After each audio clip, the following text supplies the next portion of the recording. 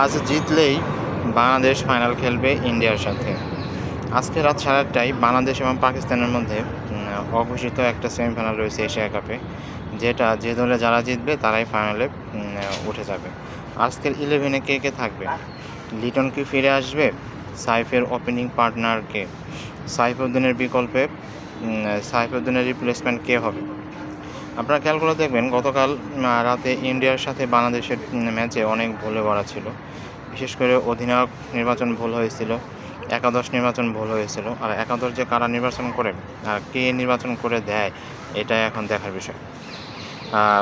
যদিও নুরুল হাসান সোহান একজন অভিজ্ঞ ক্রিকেটার স্কোয়াডে ছিলেন, এবং তো তাকে দলে রাখা হয়নি। কেন তাকে রাখা হয়নি?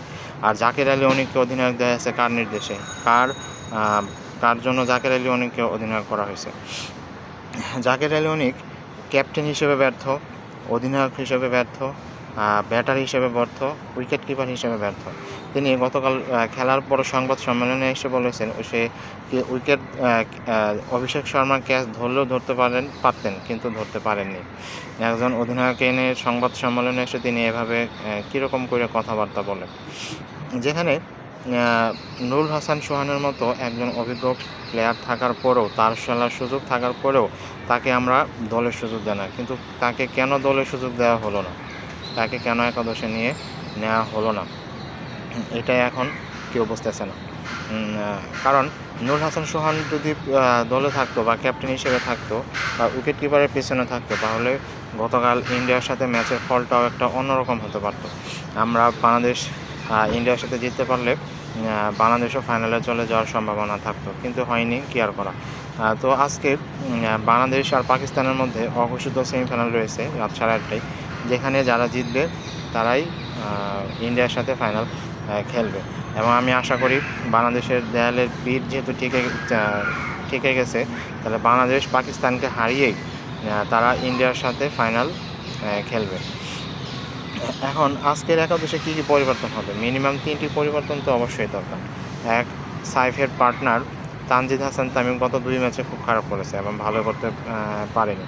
এখন তার জায়গায় কে আসবে? তারপর সাইফুদ্দিন তো যে গতকাল সবাইকে হতাশ করেছে, না ব্যাটিংয়ে ভালো করতে পেরেছে না বোলিংয়ে ভালো করতে পেরেছে। সবাই তার প্রতি অনেক হতাশ এবং তার প্রতি অনেক বিরক্ত হয়ে আছে, কারণ সাইফুদ্দিন এতদিন পরে দলের সুযোগ পেয়েও কোনো কাজে লাগাতে পারলো না।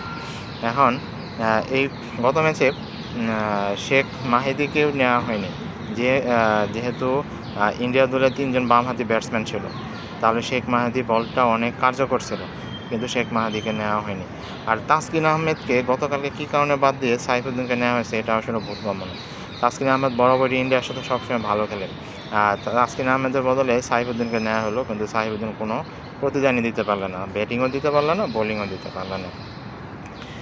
এখন এই আজকের একাদশে কে কে থাকবে? এখন মোহাম্মদ সাইফ হোসেনের পার্টনার তো অবশ্যই চেঞ্জ হয়ে যাবে আশা করা যায়। আর আমি চাই লিটন কুমার দাস যতদূর শোনা যাচ্ছে আজকের ম্যাচে ফিরে আসবে এবং তিনি ওয়ান ডাউনে বা 3 নম্বরে তিনি খেলবেন। সেক্ষেত্রে কার জায়গায় খেলবেন? হয় ইদার তানজিদ হাসান তামিম অথবা পারভেজ হোসেন ইমন, দুজনের একজনকে ড্রপ করা হবে এবং লিটন অধিনায়ক হিসেবে ফিরে আজকের দলে খেলবেন। এখন যদি তানজিদ হাসান তামিম গত 2-3 ম্যাচ ভালো করতে পারতেছে না, এখন তাকে বসিয়ে পারভেজ হোসেন ইমনকে সাইফ হাসানের সঙ্গী করা হবে এবং লিটনকে ওয়ান ডাউন হিসেবে তিনি খেলবেন। এখন যদিও পারভেজ হোসেন ইমন গত ম্যাচে ইন্ডিয়ার সাথে 19 বলে 21 রান করেছিল, তাকেও বাধ্য হতে পারে, কারণ লিটন ফিল্ডে একজনকে তো বসতে হবেই। এখন যাই হোক, টিম ম্যানেজমেন্ট যেটা বুঝবে সেটাই ভালো করবে। হয়তো তানজিদ হাসান তামিমকে বাদ দিয়ে সাইফ হাসানের সাথে পারভেজ হোসেন ইমনকে ওপেনার হিসেবে দিল, আর লিটন কুমার দাস 3-এ খেললো, এটাও হতে পারে। অথবা পারভেজ হোসেন ইমনকে বাদ দিয়ে লিটন কুমার দাস 3 নম্বরে খেললো, আর তানজিদ হাসান তামিম আর সাইফ হাসান ওপেনিং ব্যাটসম্যান হিসেবে খেলবে।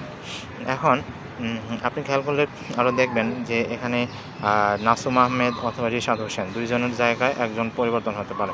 অ্যান্ড এখানে তার জায়গায় হয়তো তাসকিন আহমেদ ফিরে আসতে পারে। আবার সাইফুদ্দিনকে বাদ দিতেই হবে মনে হয়। সাইফুদ্দিনকে খেলার কোনো প্রয়োজনই মনে করছি না। সাইফুদ্দিন একাদশে এখন সুযোগ না পাওয়ার মতোই। কারণ সাইফুদ্দিনের জায়গায় আমার মনে হয় তাসকিন আহমেদ আসলে ভালো হবে এবং রিশাদ হোসেন অথবা নাসুম আহমেদের জায়গায় একজন শেখ মাহাদি আসলে দলের জন্য ভালো হবে। এখন কারণ বাংলাদেশের আজকে দেয়ালে পিঠ ঠেকে গেছে। আজকে যদি বাংলাদেশ জিতে এবং আশা করা যায় বাংলাদেশ জিতবে, পাকিস্তানের সাথে জিতেই বাংলাদেশ ফাইনালে চলবে এবং ভারতের সাথে ফাইনাল খেলবে। তো আপনারা কী মনে করেন, বাংলাদেশ কি আজকে পাকিস্তানকে হারিয়ে ফাইনালে উঠতে পারবে? সেটা আপনারা আমাদের কমেন্ট বক্সে লিখে জানিয়ে দিতে পারেন। ধন্যবাদ সবাইকে, ভালো থাকবেন।